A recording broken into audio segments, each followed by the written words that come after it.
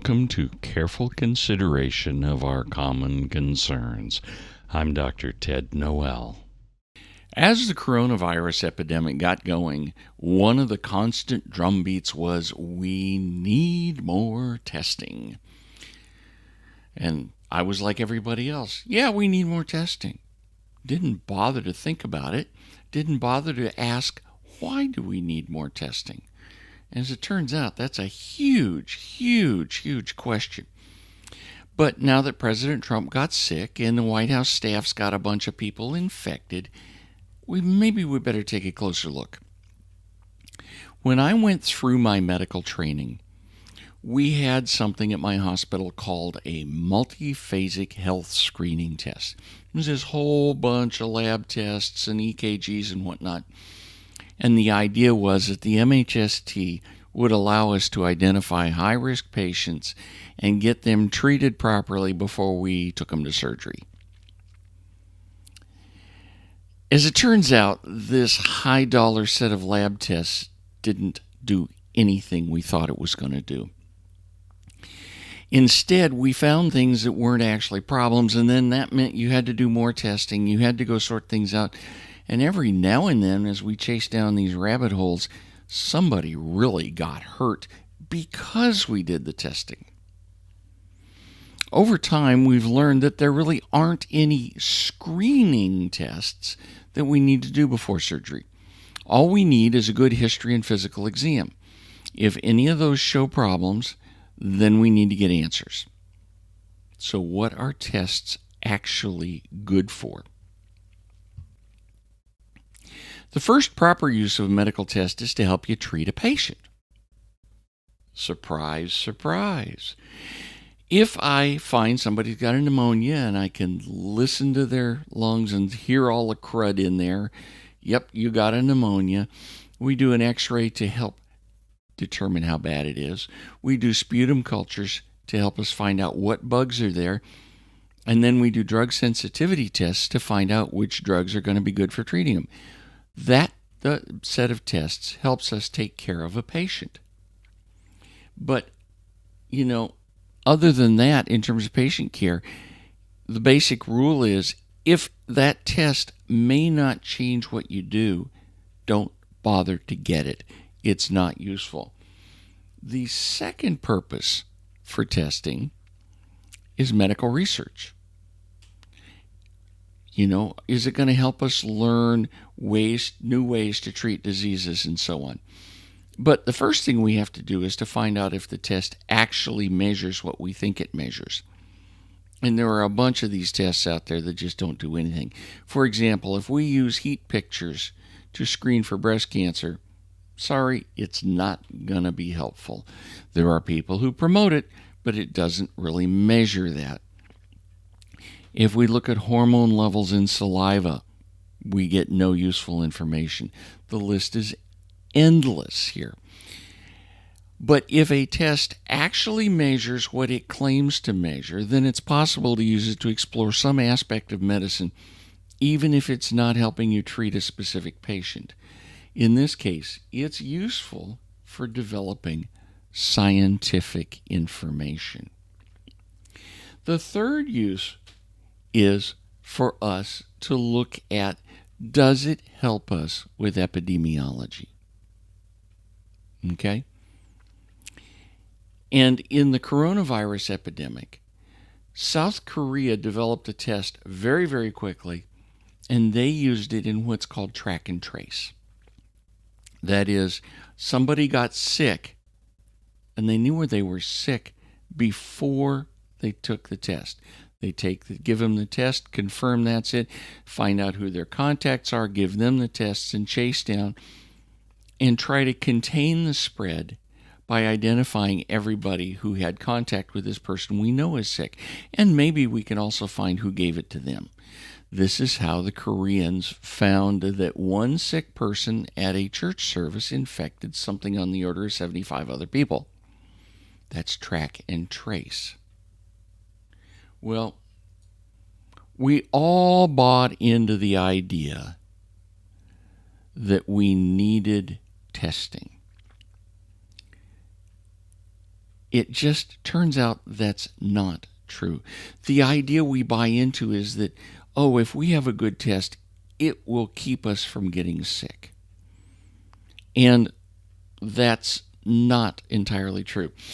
The Abbott test for COVID-19 that the White House uses is rated at 98.5% accuracy for saying you're not sick. That means it has a 1.5% chance that you're sick and it does not pick it up. That's called a false negative rate of 1.5%. If I test negative, the risk is 1.5. If I go to you and test you, the risk is 1.5% still. But what is the risk that two of us together are going to have a 1.5% overall false negative rate? And the answer is no, it isn't 1.5%. It's 2.98%. And the reason for it is a fundamental issue in not understanding how statistics work. The risk for n false negatives is 1 minus 0.985 to the n power. So for two false negatives, the risk, two people being tested, the risk of a false negative is 0.985 times 0.985, and that's that 2.98 number. But if we apply this number a little further, and count on it, every statistician can do this in his sleep. Let's take a look at applying that formula for 47 people. And you know that in the White House, you're going to have at least 47 people get there every day. The risk for a false negative with 47 people is, drumroll please, 50-50. By time you've checked 47 people, you have a 50-50 chance of finding everybody labeled negative, but somebody's actually sick. That's a false negative. Let's go one step further. By time you've checked 306 people, you have a 99% chance that a sick person has slipped through your testing. Read it again, 99% chance. So using screening to say we're going to prevent anybody sick from getting in the White House just cannot work. This is a fallacy because we think in straight lines. We think 98.5 means 98.5. And what happens is you get a false sense of security. The problem here is that we don't have any tests that are 100% sensitive and 100% specific. If we did, you could create that wall. But what happens is you get a false sense of security because ultimately you're going to have somebody sick slip through and they're going to infect somebody else. It happens. Somebody says, oh, I got a little headache today, I'll just take some aspirin.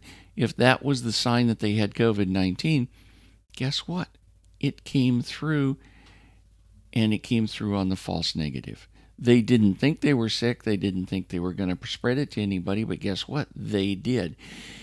Screening using a test cannot work.